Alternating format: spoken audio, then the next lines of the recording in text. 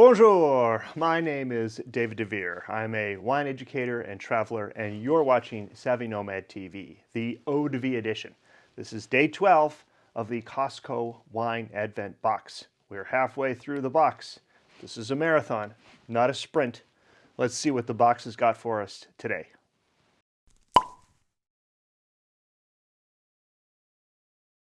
All right, we made it halfway through the box, day 12, December 12th. I thought I'd dress up in my tuxedo to celebrate. Have you done all your Christmas shopping?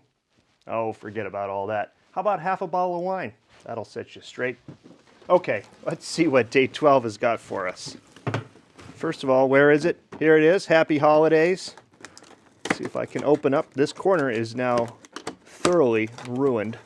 Is it going to be a red or a white? Big surprise. It's a white. What do we got? A Fernao Pires from Portugal. I'm going to have to look this up. Never heard of it. Okay, so when I find grape varietals that I don't know the name of, I turn to the answer of all answers. This book, Wine Grapes by Jancis Robinson. It is an excellent resource for wine geeks like me. If you need to find anything about wine in a very specific, clinical, dictionary style format, this is the book you need. So I looked up this and I said it wrong. You have to forgive, I don't speak Portuguese. This is Fernao Pires. Fernao Pires. So I looked it up, and it said it was the most planted white in Portugal. Okay, I thought, well, maybe. And then I realized what it was. It's not sold under this name. It's sold under the name of Vinho Verde. Vinho Verde. That's how the Portuguese have been selling this, not under the grape varietal. And so that's why I was a little bit confused. I know Vinho Verde. It's a really common white wine from Portugal. In fact, it's Portugal's #1 white wine. It's the perfect summer wine. It's very aromatic. It has light alcohol. It has bubbly, sparkly acidity. It is an easy drinking wine, and it's super cheap. You should be able to buy them for $5 a bottle. Not a whole tiny bottle, but a full-size bottle. I wouldn't spend any more on a Vinho Verde than, say, 10, maybe 12, but boy, it better be perfect. So that's what this is. It's a Vinho Verde, not a Fernao Pires. They're just tricking me. Okay, so our Vinho Verde, that's what I'm going to call it because that's what you're going to see it labeled as in the store. 12.5% alcohol on the back label. I'll be surprised if it actually does taste like that. It should be dry, it should be aromatic, it should be light alcohol. This 12.5 sounds like they're just labeling it that. But obviously, they're just trying to screw with us on this label anyway. So let's see, what are we going to smell? Limes, lemons, maybe roses, tangerines, orange, those sort of things. Fresh fruit aromas. Okay, let's open it up and start working on the chart. This is day 12, 12, 12, 21. How do you like that? That's a lot of ones and twos. If you add those together, they make threes. Everything good comes in threes. My own personal theory. Okay. Yesterday's wine, the Côte de Gascon, scored 91 points. Can Vinho Verde get there? Yeah, you know, if it's a good example, it should be able to. Ha, I didn't spill.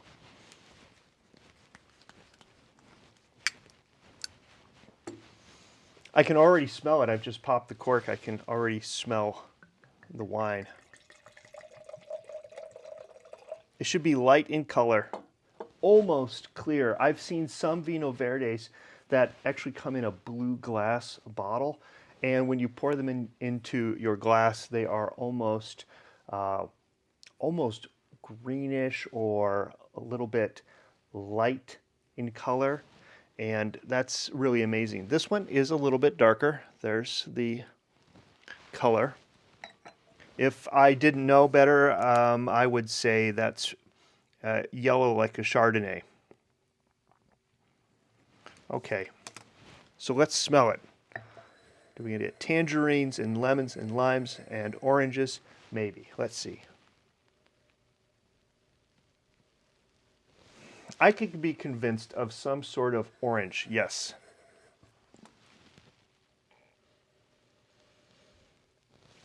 It's not overly expressive for a grape variety that is supposed to be extremely aromatic. This is a little bit less. So I'll say orangey something. And I'll give it a 6. A 6 because it's supposed to be very expressive, and it's not quite. All right, let's taste it.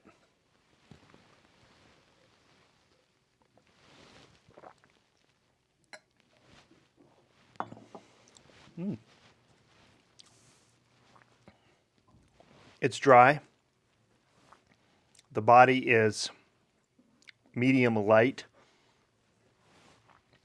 The acidity is not particularly high. I would expect a Vinho Verde to be higher acid, more on the tart part. But this is somewhere between crisp and fresh. The acidity is nice. I'm going to give it a 6. Nice, but nothing special. Balance. Do I notice the alcohol? Maybe a little bit. How's the acid? It's fine. And how are the sugars? I don't notice them. I'm not really supposed to. These are supposed to be low alcohol, but dry style wines. So that's fine. The balance is good. Again, I'm going 6. Nice, but nothing special. Complexity. Let me taste it again.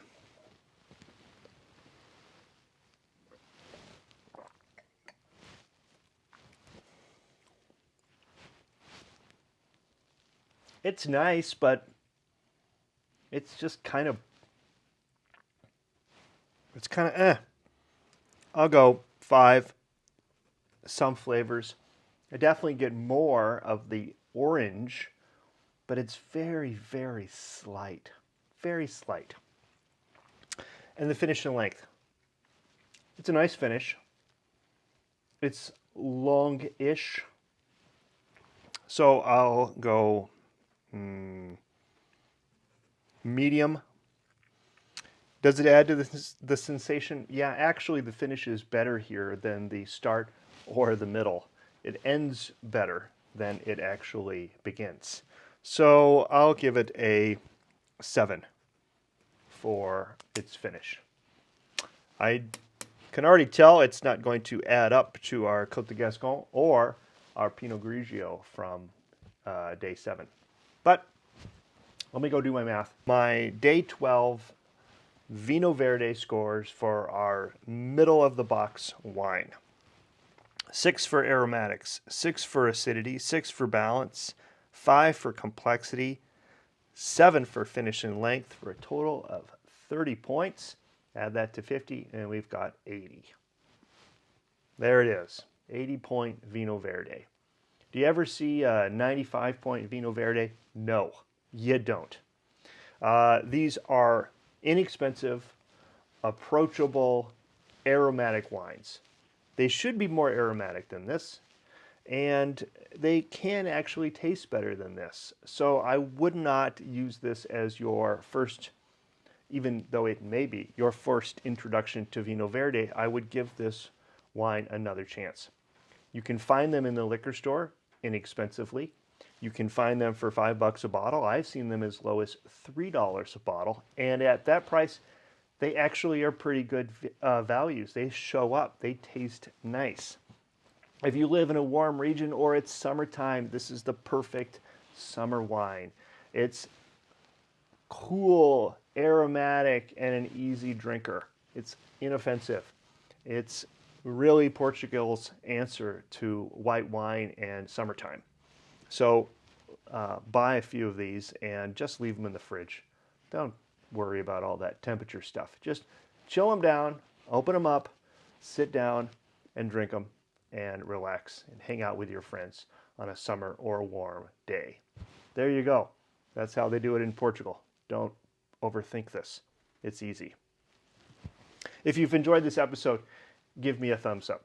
Tell me what you think about the Vinho Verde. Have you had Vinho Verde before? Leave a comment in the description below. And if you're new here, please consider subscribing. I'm trying to grow that number.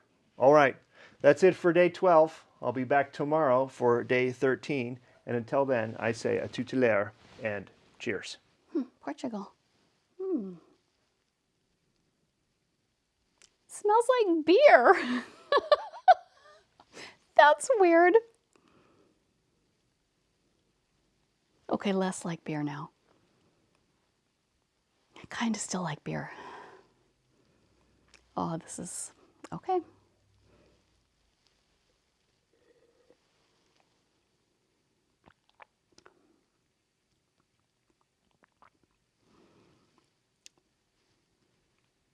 Is this one of those everyday drinkers like the Pinot Grigio?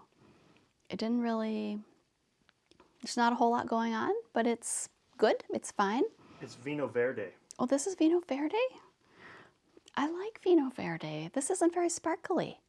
It's pretty, it does have a slightly bigger mouthfeel. I would expect Vinho Verde to be more effervescent and light and summery, and this feels more like you could drink it now in the winter. So that's okay.